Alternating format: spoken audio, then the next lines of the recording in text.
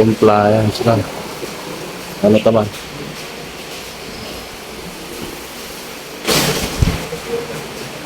Saan? Meron din? Wala. Kasi i-access nila kung magkano yun. Pero yung pala yung tinga kwada assignment kung ano hindi pala sila maggawa no. Oh, ang ganda na oh. Ganda na dito. Yan mga kababayan, nandito na tayo sa labas ng BIR.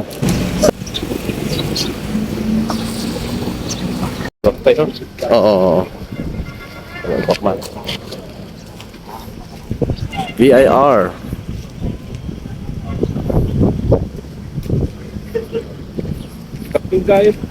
Kagagaling lang namin dito sa BIR, dito sa Nagilian. RDO number 15 mga kababayan. At pauwi na tayo. Matapos na po tayo doon yung transaction natin. Ang transaction natin kasi, naging transaction natin dito ay regarding doon sa tax mapping nung last week mga kababayan. Ayan, mayroon tayong kaibigan na tax map yung business. Ay, so binerify natin dito sa may opisina ng RTO number 15 ng BIR. At papa-assess sana natin mga kababayan kung magkano yung penalty. Magtatax map pala sila para kung may violation magtuturo sila mga kababayan.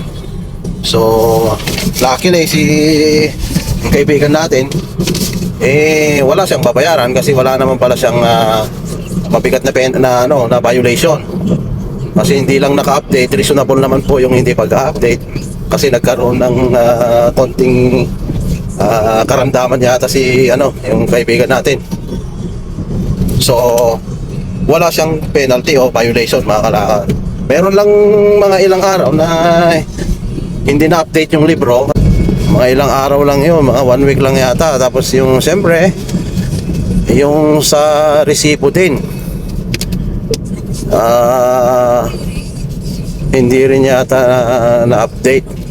Konektado na kasi pati yung sales niya sa libro. Konektado na yung tatlo na yun kasi mga kababayan. So dahil ganon hindi naman na kumbaga magaan lang naman po na violation po yon, wala siyang penalty. Yan ang kagandahan naman mga kababayan. So eto, pauwi na kami, nandito na kami dito sa malapit na dito sa may Nagilian Bridge mga kababayan. Ayan.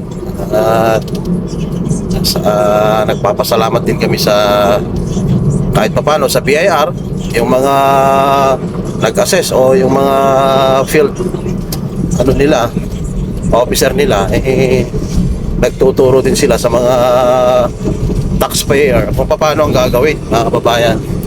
So napakagandang yan gawain ng BIR para sa ganun mga kababayan. Siyempre